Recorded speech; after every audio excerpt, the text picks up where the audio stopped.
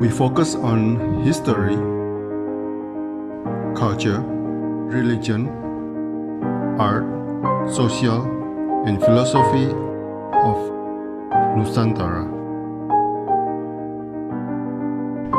Here, in the presence of Nusantara, we were made to be forgotten about the goodness of ourselves. Because negativity seems to be more interesting for us.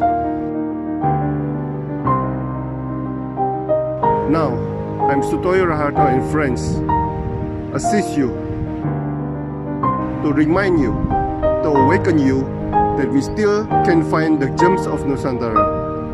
They are the great sights of Nusantara.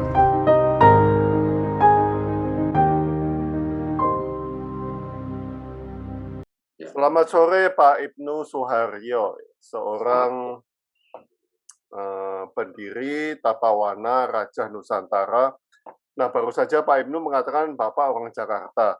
Lalu Ibu, Bapak, atau Ayah berasal dari banyak daerah. Ya. Nah, pertanyaan saya kembali ke ini Pak. Kok bisa sampai Bali Pak? Ntar ke Bali. Oke. Jadi awal masalahnya gini Pak, saya memang dari dulu tuh suka pulang pergi Bali seperti kayak liburan gitu ya Pak, liburan. Nah, pada saat tahun 2009 akhir itu, saya di Jakarta terlalu hektik dengan pekerjaan saya dulu. Karena saya bekerja untuk di bidang interior design, tapi khusus untuk di teknologi. Jadi saya tuh bantu sebagai konsultan desain interior untuk data centernya BNPB, terus krisis centernya BNPB juga, terus data centernya kepolisian. Cukup stres, cukup hektik, karena BNPB itu kan bicaranya bencana kan Pak. Akhirnya saya pindah ke Bali itu gara-gara saya tertarik ikut meditasinya Bali Usada, Pak Mata Adi Tajena. Saya ikut di sana, terus begitu saya ya mulai di situ sudah mulai punya keinginan untuk memulai untuk tato gitu, memulai untuk tato. Nah, akhirnya saya coba meditasi, saya menenangkan diri, akhirnya sampai 12 tahun di Bali Pak, nggak pulang-pulang. Gitu. Terus saya juga sempat punya pasangan orang Bali juga. Iya. Jadi ya seperti kayak itu saya mungkin karena saya suka akan kebudayaan, saya suka sama tradisi, saya juga suka sama ya yang berbau-bau Nusantara gitu. Nah, buat saya tuh Bali satu hal yang masih seperti saya punya kerinduan, kok ini seperti rumah saya ya, gitu. Ini kok seperti ini ya. Gitu. Jadi saya merasa nyaman di sana. Terus saya juga melihat kehidupan cara mereka berkehidupan kok beda sama Jakarta, gitu kan. Karena kan saya kan di Bali itu kan tidak hanya berada di tempat-tempat yang seperti liburan gitu kan. Saya lebih suka tinggal di kampung-kampung, di desa-desanya. Iya. Sampai saya bikin studio itu di gunung Pak. Oh. Tapawana itu dari dulu kita tidak pernah buka di tempat komersil. Jadi kita bikinnya private tattoo. Karena pada saat di zaman itu saya juga masih melancarkan teknik saya dalam menato. Terus saya juga masih banyak mengeksplor tentang motif-motif Nusantara. Jadi saya pikir saya lebih baik sebagai private tattoo aja. Nah, tapi 2 tahun, 3 tahun sebelum pandemi, 1 tahun sebelum pandemi, saya pindah ke Ubud Center, maksudnya ke wilayah komersil gitu. Nah, di situ juga saya juga beradaptasi dengan studio baru saya itu, dengan orang tiba-tiba datang yang minta tato ini, minta tato itu. Saya bingung, saya bilang saya nggak kerjain seperti itu. Saya harus jelasin style tato saya seperti apa. Tapi sampai sekarang ini saya lagi di Jakarta. Saya pindahin, jadi saya punya studio juga di Jakarta, itu di Pasar Seni Ancol, Pak. Saya punya studio. Itu mungkin satu-satunya ya satu-satunya tato artis yang disubsidi sama Pemda DKI. Karena kan Pasar Seni Ancol itu kan dari anggaran anggaran daerah. Nah, tapi semenjak pandemi Pasar Seni Ancol tutup, ya saya akhirnya buka studio lagi di rumah sekarang, di rumah ibu di Jakarta, di Cinere ya Pak. Oh, oke, oke. Iya. Hmm. Kalau di Bali sekarang lagi tutup dulu di Bali. Iya, saya juga kerjanya kemarin di Bali, Pak. Oh gitu Pak ya. Iya, iya, Ya, iya. saya harap sih pandemi ini cepat cepat cepat ya kalau dibilang hilang mungkin susah, tapi saya harap ini bisa kembali normal lagi lah Pak. Oke. Nah, Pak, apa arti tapawana, Pak? Apa yang selalu Anda imajinasikan dalam tapawana ini? Silakan, Pak. Ya tapawana tuh gini Pak, tapawana tuh bahasa dari Sanskerta, yang artinya tapa itu adalah meditasi, wana itu adalah hutan. Jadi saya tuh memberikan nama itu, tadinya saya kasih nama itu tuh, saya tuh identik gini Pak, saya pernah punya perusahaan interior itu namanya Tetapa Arta Khatulistiwa. Tetapa tuh saya suka fotografi juga, saya kasih nama Tapa Mata. Terus saya punya tato, saya kasih namanya Tapawana. Memang saya suka dengan kata-kata tapa karena buat saya tuh tapa itu kita bermeditasi itu bukan berarti kita kosong pikiran kita, tapi kita fokus sama sesuatu apa yang kita tuju. Dan kita bisa menggali sesuatu hal yang sangat sensitif gitu dalam bermeditasi. Nah, akhirnya saya kasih nama Tapawana itu, kenapa saya ambil hutan, warna, karena banyak motif-motif Nusantara ini terinspirasi dari alam semesta. Contohnya kayak kayak Bapak lihat pater-pater Bali itu kan dari bunga-bungaan, dari daun-daunan. Terus kalau dalam sejarah Batak juga ada namanya Gorga Batak, pikiran-pikiran Batak itu ada yang bilang dari ulir pakis, gitu. Ada yang bilang dari gerakan cicak seperti itu. Jadi dan warna itu buat saya tuh seperti kayak ya sumber kehidupan, gitu. sumber kehidupan, sumber segala dari spiritual, dari ya awal muasal kehidupan lah buat saya. Oke, oke. Hutan untuk bertapa atau hutan di mana kita bisa bertapa. Iya, Oke, Pak, saya masuk ke foto ya, Pak ya. ya. Nah, ini menarik sekali. Oh yang ini ya Pak. Sebentar, Pak, saya besarin dulu. Iya. Oke. Nah ini saya lagi pas punya studio di daerah Payangan Pak, daerah Payangan. Oh, Itu oke. Payangan itu daerah untuk arah ke Kintamani, ke Gunung Kintamani. Nah tanpa disengaja saya itu kan mempelajari tentang masalah pewarigaan Pak. Pewarigaan itu seperti kayak astrologi tapi astrologinya Bali. Gitu. Tentang kayak Feng Shui, Hong Shui juga gitu kan. Feng Shui ya. Tapi ini dengan Bali. Nah, tanpa sengaja saya sewa rumah di daerah Payangan itu, ternyata saya bertetangga dengan salah satu orang sakti, bisa dibilang orang sakti di Bali itu, namanya tuh Ratu Pedande Warigablok. Nah, dia itu memang khusus untuk pewarigaan juga. Nah, udah almarhum dia Pak, kayak sekitar 2 tahun atau 3 tahun lalu. Nah, saya itu natoin istrinya, karena saya suka beli dupa di tempatnya dia.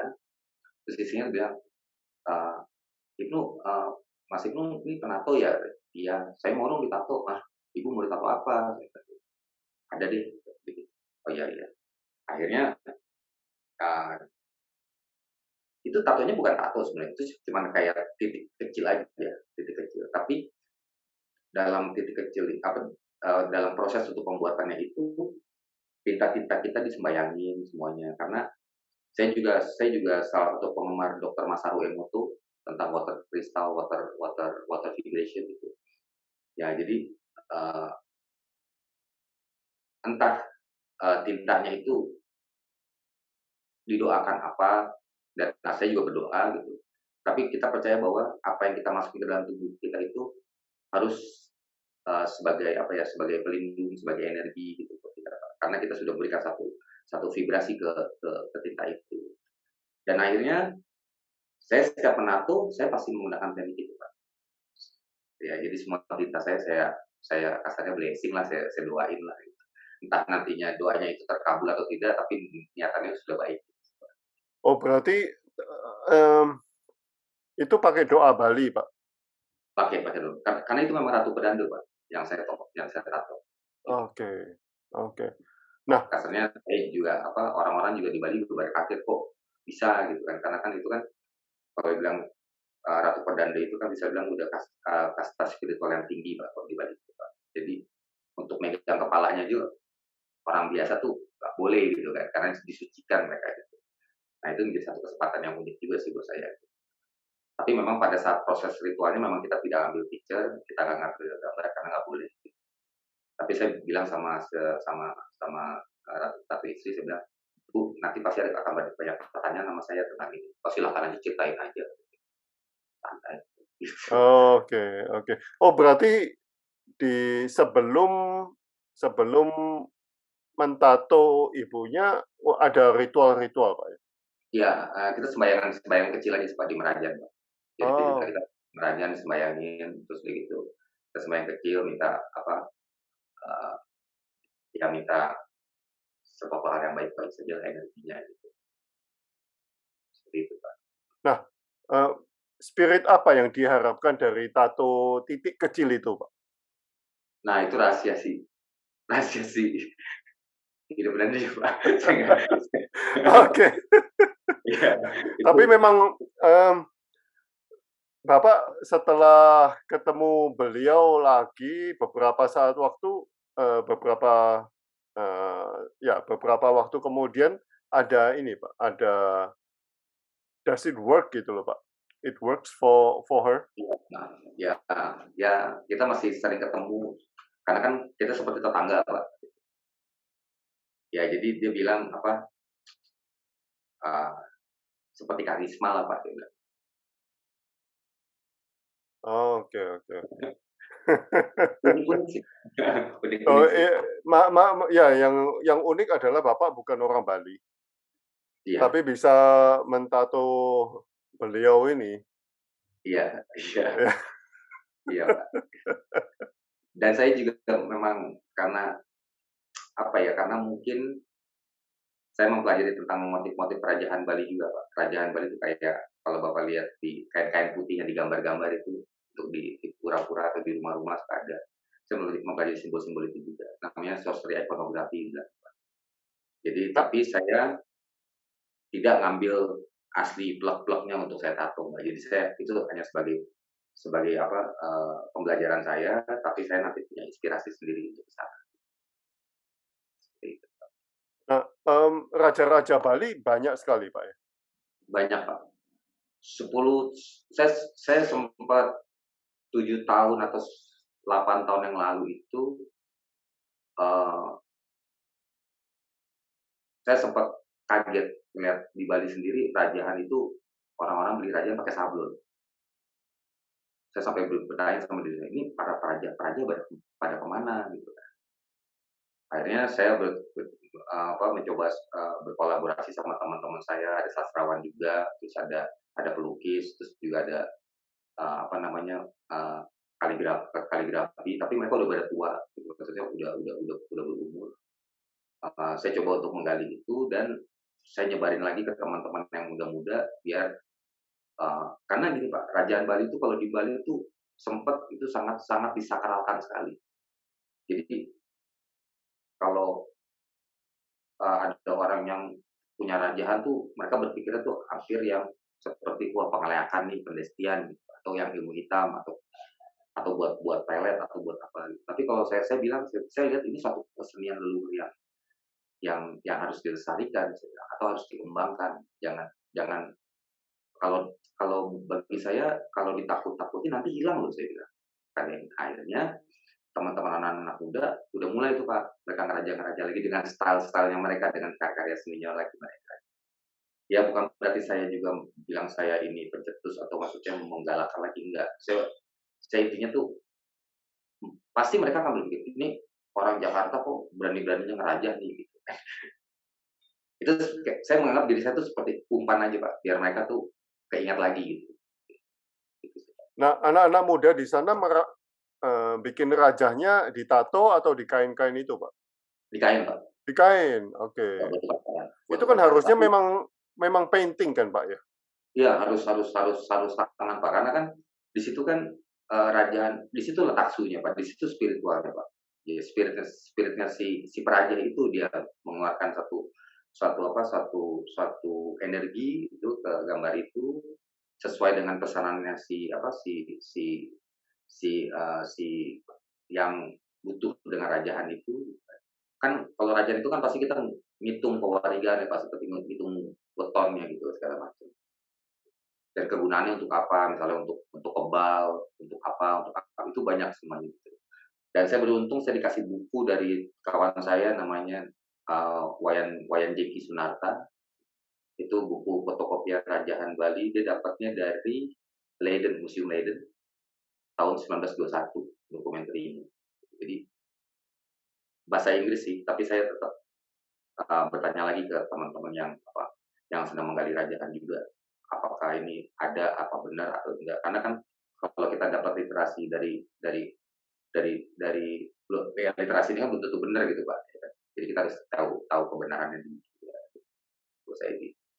Wow, ada berapa puluh atau berapa ratus macam, Pak, rajah Bali, Pak?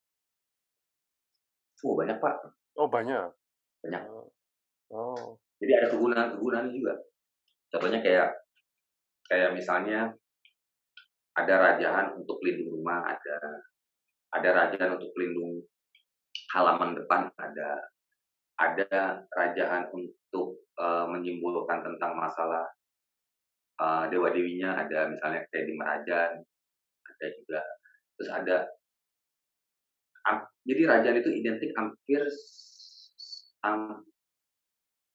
semua elemen yang di apa, yang sesuai kebutuhan, eee, manusia tuh ada, Pak. Sampai mau ganteng aja ada, Pak. nah Buat cari jodoh juga ada gitu. nah, Pak, pada waktu membuat karya rajah itu ada syarat-syarat untuk yang pembuat, Pak? Eee, Kalau saya kan sebatas, berkesenian ya, Pak, ya, berkesenian. Jadi tapi saya juga mempelajari apa, maksudnya saya juga bermeditasi gitu kan. Tapi kalau syarat-syarat yang di Balinya pasti ada. Itu minimal orang itu harus seperti kayak kayak, eee, sudah sudah seperti apa ya, mungkin seperti mangku atau yang sudah mewinten dibilangnya, mewinten itu kayak sudah disucikan gitu, Pak. Tapi, saya bilang, ya tadi itu, bukan saya meremehkan rajaan itu untuk tidak suci gitu kan. Tetap perlakuan kita terhadap apa yang kita mau raja itu kita harus berlaku suci gitu. Karena itu kan untuk dipakai, hal-hal yang suci seperti upacara gitu. Nah, tapi Ya. saya tidak pernah, Pak, membuat kerajaan untuk upacaranya mereka. Ya, jadi saya kalau ada orang Bali minta ditato sama saya atau orang orang percaya dengan kearifan lokal, saya pasti nawarin, kita eksplor rajaan aja yuk. Tapi nanti rajanya itu sudah saya custom, Pak. Jadi saya juga nggak mau nyinggung prinsip adat yang Iya, udah iya, disakralkan gitu. iya, iya, iya. Oke, Itu menjadi oke. satu style yang asik sih buat saya gitu. Ya sempat Wow, sempat juga ya dipertanyakan banyak juga sama orang-orang Bali. Saya sempat menciptakan simbol ini loh, Pak, di tangan saya. iya. Swastika Oh, ongkar, tapi dalam literasi Bali nggak ada. Jadi oh, saya bikin sendiri. Jadi kan ongkar ini kan simbol Tuhannya di Bali, Om, ya. Mhm. ya Om. Jadi saya gabung sama swastika, tapi kalau dalam, literasinya saya baca di Paduarsana, itu antara Om atas sama Om yang di atas sama yang bawah tuh ada namanya Ongkara Sungsang dibilang. Terus ada juga yang kalau yang kebalik dibilangnya Ongkara Geni gitu. Nah, akhirnya saya coba aja saya bikin swastika, jadi ada empat Om ini, terus saya taruh di sini sebagai karena ini tangan saya untuk kerja, tangan saya juga untuk sembahyang, jadi ya blessing lah saya bilang gitu di situ, gitu. Oke. Makanya Gitu. saya lihat Om yang bawahnya apa ya? ada Om Ahom rasanya, tetapi ya betul kan ya, di tatonya Iya, Bapak ya? Iya, iya, heeh. ada. Tapi disambungkan jadi satu karya gitu ya? Iya, sambungan jadi satu karya. Heeh. Nah, ini juga tempat kontroversi juga, banyak bertanya, "Itu kamu tato Om, nanti kamu bawa ke kamar mandi atau kamu bawa ke mana, itu kan, lambang suci," gitu kan. Terus saya bilang, "Ya, maaf, saya bukannya, eee eee, apa, menghina simbol ini. Saya jelasin kenapa saya taruh di sini," saya bilang gitu. Terus udah gitu saya bilang gini, "Buat saya kalau kita bicara ketuhanan atau kesemestaan, suatu hal yang, eee, baik itu ada di mana saja. Even itu di kamar mandi pun, kamar mandi itu kalau, eee, Tuhan juga ada di situ," gitu loh, Pak. Buat saya sih gitu. Ya, Makanya ya. dari cara perlakuannya aja sih gitu. Oke, ya every face have a character. Nah, ini Batak tribal style yang Bapak kondisikan lagi di wajah seseorang. Apa yang Iya. dimaksud di sini, Pak? Penyesuaian tato dengan wajah seseorang atau apa ini, Pak? Silakan. Jadi gini, Pak, saya itu awal, mulai menjadi tattoo artist itu sebenarnya menggali tentang motif-motif Batak, khususnya ukiran Batak, Pak. Jadi di Batak ini kan ada itu dibilangnya namanya gurga, kalau bilang ukiran itu namanya gurga. Eee, di gurga itu ada gurga ulu paung, ada gurga singa, ada gurga banyak banyak banyak jenis-jenis gurga. Nah, gurga ulu paung itu memang identik ditaruhnya tuh di atas rumah, rumah bolon, rumah Batak, Pak, yang paling atas itu ditaruh. Itu dibuat untuk sebagai pelindung sama, eee, setiap ulu paung yang di atas rumah itu tuh berbeda-beda berbeda-beda. Itu sesuai sesuai pesanan dari si yang punya rumahnya itu seperti apa. Eee, nah, saya lihat karya Gurga ini kok pada saat saya pelajari kok motif pribadi ini punya karakter ya. Nah, dalam literasi, dalam dalam saya belum pernah ketemu dokumenter tentang tato Batak belum, saya belum pernah pernah tahu, Pak. Tapi kalau saya lihat, 12-an tahun yang lalu juga pemuda-pemuda juga nggak ada yang mau ekspor ukiran Batak gitu. Jadi saya coba untuk menggali ini, saya punya mentor almarhum, dia tinggal di Philadelphia, orang Batak. Jadi saya belajar sama dia, dia juga memberikan arahan ke saya, eee eee, harus ya maksudnya seperti apa motifnya, seperti apa tarikannya, karena kalau salah narik ya nggak jadi motif Batak gitu, mungkin jadi motif yang lain gitu. Dan saya lihat motif Gurga ini tuh sesuatu hal yang sangat sangat sangat luas sekali gitu. Jadi kita bisa membuat motif itu mau ke kiri, ke kanan, ke mana itu, dan itu menjadi satu karakter gitu, karakter. Nah, memang motif-motif ini tuh hanya ada di ukiran dan saya coba untuk sedikit meng-custom agar bisa sesuai dengan di tubuh manusia. Nah, akhirnya saya coba untuk bikin gurga yang menggunakan wajah ini, itu jadi kalau misalnya ada klien saya mau mesen tato Batak, saya akan bertanya, "Siapa yang mau digurga? Wajah saya wajah diri sendiri kah? Atau, bisa juga wajah ibu bapaknya saya tarik?" Karena setiap setiap, wajah manusia itu kan pasti kita punya garis yang saya bilang meridian line itu, Pak. Ada meridian line itu, jadi ada garis-garis spiritnya di situ, dan itu yang saya ikuti, Pak. Jadi kalau dan itu buat saya akhirnya jadi gurga yang saya bikin ini, itu nggak akan mungkin, jadi nggak akan mungkin saya misalnya Bapak udah saya bikin tato gurga, terus tato gurga Bapak saya kasih ke orang lain itu nggak mungkin. Udah beda lagi gitu. Nanti kalau kalau ada orang lain ya saya bikin lagi seperti, ngikutin Oke, kerjanya lagi, seperti itu. custom berarti? Custom, Pak, custom. Iya, iya, iya, iya. Kenapa saya tertarik dengan custom? Ya buat saya budaya ini harus berkembang, Pak, dan harus bisa menarik karena bisa dibilang sekarang udah era digital gini banyak anak-anak muda yang sudah lupa akan, tertarik tertarik untuk berkebudayaan tuh udah agak lupa. Tapi sekarang-sekarang ini mungkin udah mulai lagi nih mereka. Nah, buat saya tuh saya lihat kalau budaya ini tidak dikembangkan, gimana anak-anak muda itu mau tertarik gitu kan. Jadi akhirnya saya coba, eee, ya sama seperti tadi saya bilang, saya seperti umpan aja Pak, saya mancing biar mereka terpancing. Oke. Nah, ini Pak, saya bukakan yang ya, Meridian Line, Pak, done with traditional handpoke technique. Nah, apakah garis tato ini ada hubungannya dengan tubuh seseorang atau hanya sebuah karya seni saja, Pak, Meridian Line ini, Pak? Silakan, Pak. Nah, ini berhubungan dengan orangnya juga nih Pak. Jadi si kolektor saya ini, dia itu profesional terapis Pak, profesional terapis. Dia itu biasanya dia tuh kasarnya tukang pijitnya artis-artis selebritis di Inggris lah, kayak memang komunitasnya mereka gitu, dan dia juga salah satu apa, eee, terapis untuk Red Bull Rampage. Red Bull olahraga ekstrim. Nah, dia juga salah satu orang olahraga ekstrim. Jadi dia bilang, "Kekuatan saya itu di tangan," gitu.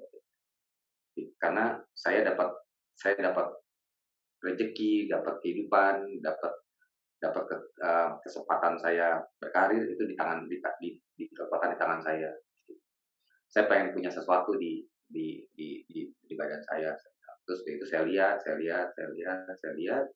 karena kan saya juga mempelajari tentang uh, titik-titik akupuntur walaupun tidak expert, tapi saya lihat kalau dari skema dari mappingnya tubuh manusia di akupuntur itu kan semuanya titik-titik meridian line yang tidak terlihat tapi dia ada energinya gitu. Nah, saya bilang sama dia, ya udah kita bikin meridian line aja. Dia tanya, apa tuh meridian line? Oh iya, saya pernah baca ini, tanya saya pernah baca di setiap tubuh manusia itu ada satu garis yang tidak bisa dilihat, tapi garis itu melalui satu energi-energi tertentu di tubuh kita. Ya udah saya mau gini, ya udah saya bikin seperti itu. Itu prosesnya hand tapping Pak, sebenarnya bukan hand poking. Nah, jadi kayak diketuk kayak seperti tato Dayak, seperti tato Kalimantan. Seperti itu. Jadi ya apa ya, saya tuh mencoba untuk mengarahkan klien-klien saya, kolektor-kolektor saya tuh punya tato yang lebih ke personal identitasnya dia sih. Gitu, Pak. Oke, oke. Nah, tapi, line meridian itu, eee, kalau dipencet ya, Pak, ya. Mhm. Kalau dipencet memang terasa line meridian titik-titik akupuntur itu, Pak? Oh iya, iya. Iya, Kayak misalnya yang tadi sebentar, sorry, bentar, saya balik ke gambar tadi. iya, Nah, di titik-titik ini kalau dipencet pas di titik meridiannya, Pak? enggak, sebenarnya sih ini simbolis aja, Pak, Oh, sebenarnya. simbolis saja. Oke. Ah, Jadi untuk pemaknaan tatonya aja sih sebenarnya, Pak. oh, oke. Ah, Kalau meridian lainnya kan kita nggak bisa lihat, Pak, susah. iya, iya, iya. Kecuali kalau kita belajar yang udah dalam banget, kita bisa tahu titik kita pencet tiba-tiba di diem, nah itu baru tuh. Makanya itu malah lebih bahaya, Pak. Berarti kita tahu titik Iya, kelemahannya dia kan. danger itu, Pak. Seperti itu. Oke, ada lagi, ini siapa yang ada? Oke, ada pertanyaan ini dari Cak Wito. Apakah saat bikin tato juga meniatkan untuk melinggihkan karakter dari motif yang digambar agar taksunya muncul ya? Di masa Oh, lalu Jawa ada beberapa lancana raja seperti Arda, Chandra, Kepala, Trinetra, iya. Jayabaya, Lancana, dan lain-lain yang untuk saat ini motifnya bisa dibilang cadas dan rock. Silakan, Pak. Wah, terima kasih, ya itu masukannya trik-trik. Ya, jadi kalau saya bukan hanya rajahan aja sih, Pak. Kalau saya semua tato yang saya tato di sini bisa dibilang saya sembayangin. Bukan sembayangan secara spiritual, maksudnya ya bukan secara seperti kayak dukun atau enggak gitu. Enggak. Karena saya selalu bilang sama kolektor saya, saya selalu mensakralkan uh, kerja tato ini karena saya tidak bisa beli kulit kulit klien saya di toko buku, Pak, atau di toko gambar. Dan kulit ini hidup gitu. Dan setidaknya apa, saya terkadang suka berkomunikasi semesta kepada leluhur si klien saya karena saya minta izin pamit, ini saya rubah dulu ya wujudnya yang tadinya mulus karena nggak ada simbolnya gitu seperti itu.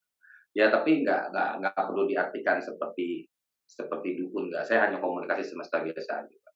Kayak mau pamit aja gitu. Mungkin tadi siapa tadi? Cak Wito, Cak Wito. Cak Wito mungkin itu kalau di Bali dibilangnya pasopati mungkin.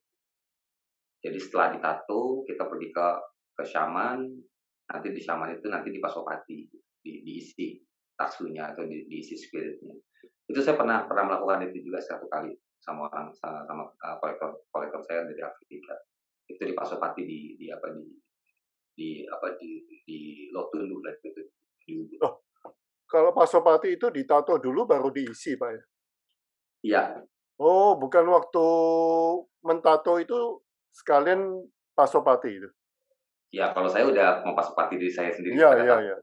Tapi kalau lebih afdolnya kan sama yang berwenang nih, Pak. Oke. Ya. Satu lagi, Pak ya. Oke, silakan halo, Pak. Pak Ibnu silakan halo, Pak. Belum keluar gambar. Ya, udah keluar Pak gambar. Oke, ya. Semua punya cerita tentang perjalanan hidup, sedih, senang, apapun pengalaman serta perjuangannya. Gambarkan di tubuh, ditato sebagai obat jiwa menuju hidup bijaksana.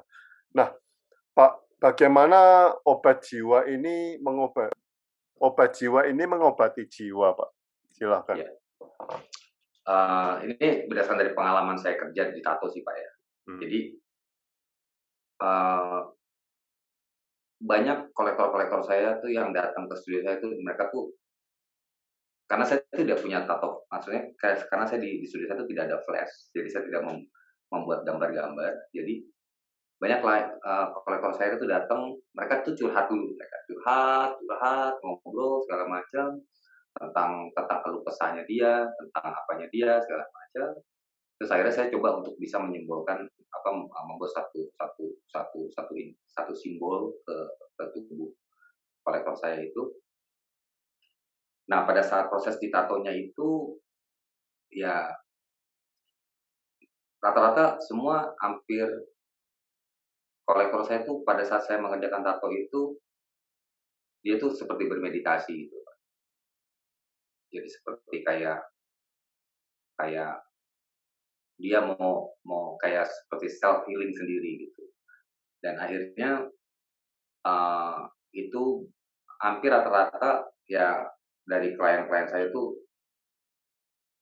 dapat gitu, feel-nya dapat gitu, dia kayak merasa tercerahkan, seperti kayak tersembuhkan gitu. Dan pada saat dia melihat kenangan pada saat ditato itu juga menjadi satu pengaruh sebagai kayak pengingat gitu, pengingat oh ya saya pernah punya tato ini untuk berkomitmen untuk tidak mau begini, seperti kayak di stempel gitu, Pak. Itu sih, Pak. Kalau yang saya rasa gitu, Pak. Berarti ada pengalaman spiritual tersendiri untuk kliennya Bapak ya? Iya. Oke. Karena saya anggap itu menyembuhkan, Pak. Iya, Pak. Ada beberapa saya dapat tanggapan dari kolektor saya itu. Saya pernah punya kasus seperti saya punya kolektor dari Jerman, namanya Diana Buchme. Dia punya cerita hidup yang cukup cukup menyentuh hati saya gitu kan. Karena dia bilang semenjak tembok Berlin itu diruntuhkan, mereka kan bergabung, Pak. Tapi mereka juga mengalami suatu proses problem sosial antara orang Jerman Barat dengan orang Jerman Timur. Dan teman saya ini sepertinya dia susah mendapatkan satu lingkungan sosial yang baik. Terus jodoh juga dia susah dapat jodoh. Nah akhirnya saya buat karya untuk dia itu Kerajaan Bali Custom itu judulnya Dewi Ayu Tati. Saya bikin di tubuhnya dia. Terus pas dia pulang ke Jerman, berapa lama dia nge-tag saya ke Messenger. Hey Ibnu apa kabar?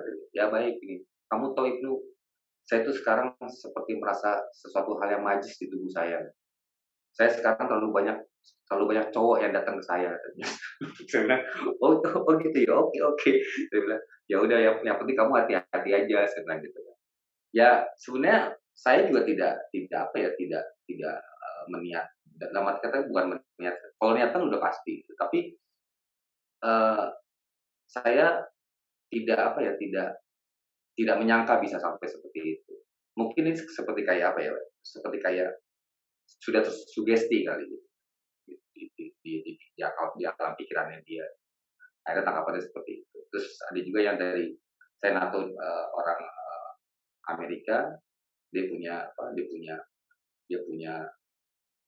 salon, tapi dia punya matanya udah nyaris buta. Tapi dia punya barbershop kayak salon rambut gitu, hairstylist dia. Terus dari itu saya bilang, saya ajak mandi melukat di Bali, terus dicuci matanya pakai air dibilang air dibilangnya itu kayak air campuran pertemuan dua sungai itu. Cuci, terus itu kita tato.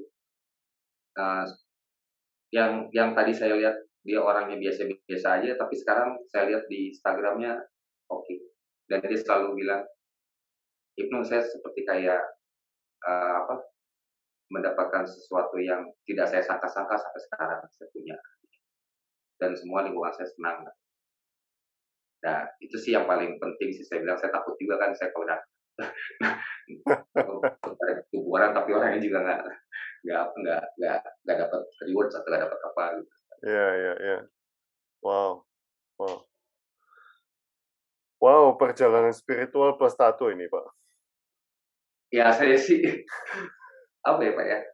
Ya gimana semesta aja deh Pak. Kalau semesta saya memang dititipin untuk kali ini, ya saya akan berusaha dengan baik. Tapi bagaimanapun juga saya masih manusia biasa juga sih Pak. Nggak mau yang bisa terbang juga Pak. Oke. Nah sampai sekarang masih praktek tato Pak. Masih Pak. Oh, jadi saya sekarang kita syuting di studio saya nih Pak. Oke. Wow. Yang di Jakarta. Iya. Wow. Kita harus jumpa di Bali atau di Jakarta ini Pak? Iya. Sekarang saya di Jakarta, nanti kalau di Bali nanti kita pakai-pakai kan. Iya, siap. Asik tempatnya. Terima kasih Pak Ibnu untuk waktunya. Oh iya Pak, terima kasih banyak ya, Pak. Terima kasih untuk sharing pengalamannya, ini sangat luar biasa sekali. Iya. Terima kasih banyak Pak. Terima kasih, selamat sore. Ya, makasih Pak.